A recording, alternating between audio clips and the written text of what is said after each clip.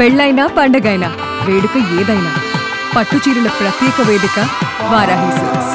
సాంప్రదాయానికి సౌందర్యానికి వారధి. ఆయన్ని ఇంప్రెస్ చేసేదానికి ఒక పసుపచ్చ చీర, తెలుగుదేశం పార్టీ కలర్ చీరని కట్టుకొని ఆయన్ని కలిసి ఆయన్ని అభినందించడం, ఆయనతో చర్చలు జరపడం, ఆయనతో కుట్రలు చేయడం, ఇంతకన్నా దారుణమైనటువంటిది అమానవీయమైనటువంటి ప్రవర్తన ఎక్కడైనా ఉంటుందా అని నేను ప్రశ్నిస్తా ఉన్నా. ఎంత దురదృష్టం అంటే, మీరు చేస్తున్నటువంటి పని ఈరోజు కొన్ని ఆస్తుల్ని జగన్ గారు మీకు ఇవ్వాలనుకున్నా ఇవ్వలేని పరిస్థితిలో ఎందుకున్నారన్నటువంటి విషయం కూడా మీ అందరికీ కూడా తెలుసు. ఎందుకు ఆయన జైలుకు వెళ్లాల్సి వచ్చింది, దీనికి కారకులు ఎవరు అన్నటువంటిది రాజశేఖర రెడ్డి గారి మరణం తర్వాత ఆ కారకులు ఎవరన్నటువంటిది మీకు తెలుసు. ఆ కారకులు శంకర్రావు అయితేనేమి, కాంగ్రెస్ పార్టీకి చెందినటువంటి శంకర్రావు అయితేనేమి, ఎర్రంనాయుడు అయితేనేమి. ఎర్రంనాయుడు ఎలా చనిపోయాడో మీకు తెలుసు. భగవంతుడు ఉన్నాడు, ఎవరైనా తప్పు చేస్తే శిక్షించేదానికి భగవంతుడు పైన ఉన్నాడు అన్నటువంటి విషయం. అశోక్ గజపతిరాజు మర్చిపోయారా? ఇక శంకర్రావు, ఎర్రంనాయుడు, అశోక్ గజపతిరాజు, బైరెడ్డి రాజశేఖర రెడ్డి, వీళ్ళను ఉపయోగించుకొని స్వర్గీయ రాజశేఖర రెడ్డి గారి తనయుడు జగన్మోహన్ రెడ్డి గారిని జైలుకు పంపించినటువంటి విషయం మీరు మర్చిపోయారా షర్మిలమ్మ గారు అని నేను ప్రశ్నిస్తా ఉన్నా. లేక మరిచిపోయారా? మరిచిపోయినట్టు మీరు మీ యొక్క స్వలాభం కోసం మీరు నటిస్తున్నారా అన్నటువంటి విషయాన్ని నేను ప్రశ్నిస్తా ఉన్నా. ఇలాంటి నటనలు రాజకీయాల్లో అవసరం లేదు షర్మిలమ్మ అనే విషయాన్ని కూడా నేను మీకు తెలియజేస్తా ఉన్నా. షర్మిలమ్మ గారిని చిన్నప్పటి నుంచి, నాకు 67 సంవత్సరాలు, జగన్ గారిని కానీ షర్మిలమ్మని కానీ చిన్నప్పటి నుంచి చూసినటువంటి వ్యక్తిని. రాజశేఖర రెడ్డి గారి తండ్రి రాజారెడ్డి గారి దగ్గర పనిచేసినటువంటి వ్యక్తిని ఆడిటర్గా. నన్ను వైవి సుబ్బారెడ్డి గారిని, సుబ్బారెడ్డి గారు ఆమెకి చిన్నాన్న అవుతారు, ఆ కుటుంబంలో అనుబంధాలు ఉన్నటువంటి, ఆ కుటుంబంతో అనుబంధాలు ఉన్నటువంటి వ్యక్తిగా ఏదైనా మంచి మాటలు చెప్తే పర్వాలేదు, కానీ మమ్మల్ని ఉద్దేశించి మీరు ఒక వ్యాఖ్యానం చేశారు. ఏందో తెలుసా? జగన్మోహన్ రెడ్డి గారి మోచేతి నీళ్లు తాగుతుండు, ఆయన వల్ల లబ్ధి పొంది ఈ రకంగా మాట్లాడుతున్నాము అన్నటువంటి విషయాన్ని మీరు పదే పదే ప్రస్తావించడం జరిగింది.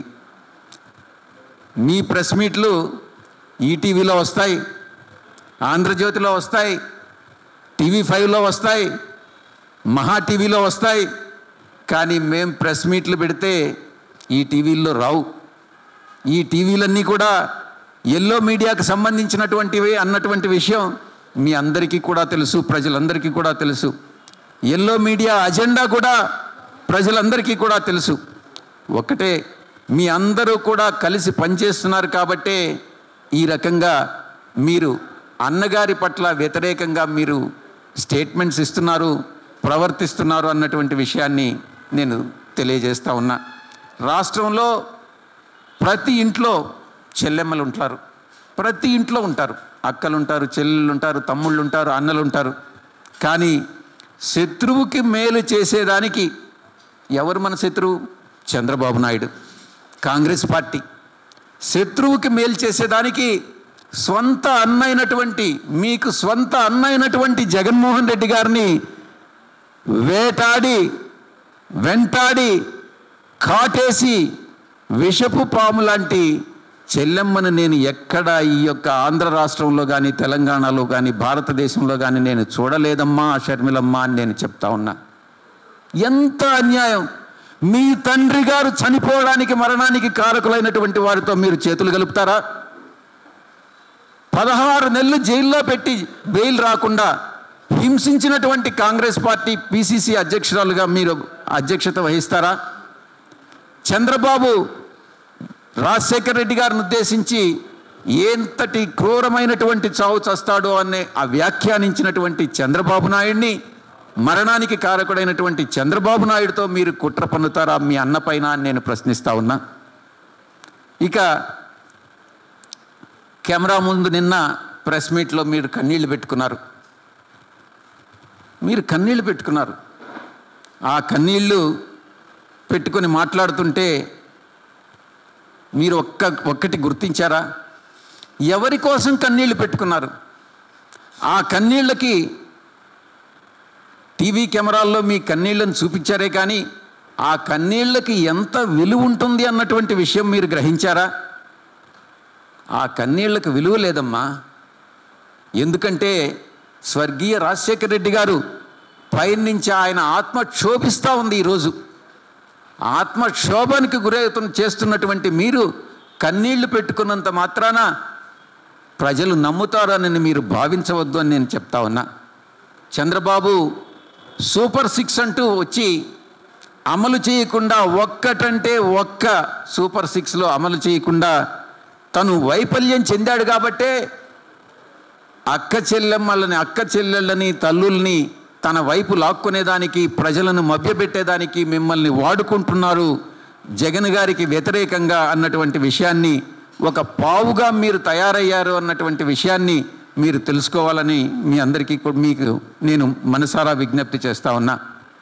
మరికొన్ని విషయాల్ని, ఆస్తులకు సంబంధించినటువంటి విషయాల్ని మీకు తెలియజెప్పాల్సినటువంటి అవసరం ఉంది. మీరు మీ యొక్క అన్న జగన్మోహన్ రెడ్డి గారికి వ్యక్తిగతంగా ఒక లేఖ రాశారు. ఆ లేఖ టీడీపీలో ఉన్నటువంటి చంద్రబాబు నాయుడు చేతికి ఎలా చేరిందమ్మా అని నేను ప్రశ్నిస్తా ఉన్నా.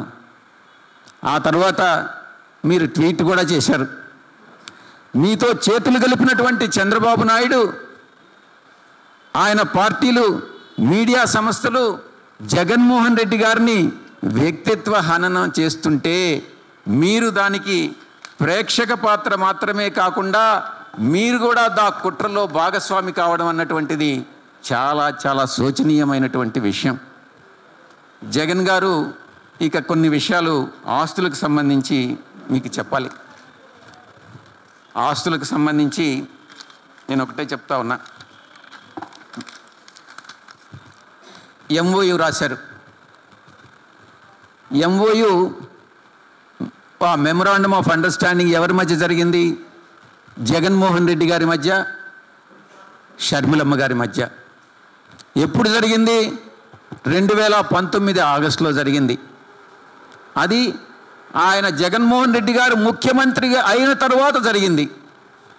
ఆ రోజు అప్పటికి 2009లోనే రాజశేఖర రెడ్డి గారు చనిపోయారు. చనిపోయిన తర్వాత 2009లో చనిపోతే 10 సంవత్సరాల తర్వాత జగన్మోహన్ రెడ్డి గారే స్వంతంగా పిలిచి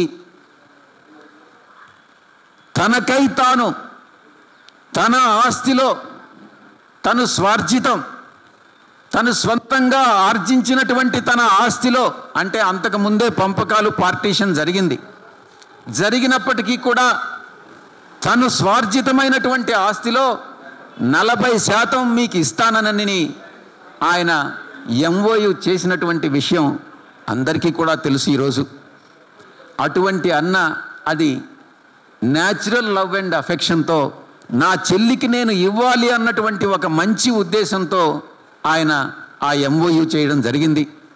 అది ఆ ఎంఓయులో చాలా స్పష్టంగా చెప్పుంది. కోర్టుల్లో కేసులు పరిష్కారమైన తర్వాత ఆయన ఆర్జించినటువంటి స్వార్జితమైనటువంటి ఆయన ఆస్తిలో 40% ప్రేమతో నా చెల్లెలకి ఇస్తాను అని చెప్పినటువంటి మాట వాస్తవం. కోర్టు కేసులు అయిన తర్వాత అన్నటువంటిది మీరు ఇక్కడ అర్థం చేసుకోవాల్సి ఉంటుంది. దానికి మీరు ఒక్కసారి ఆలోచించండి.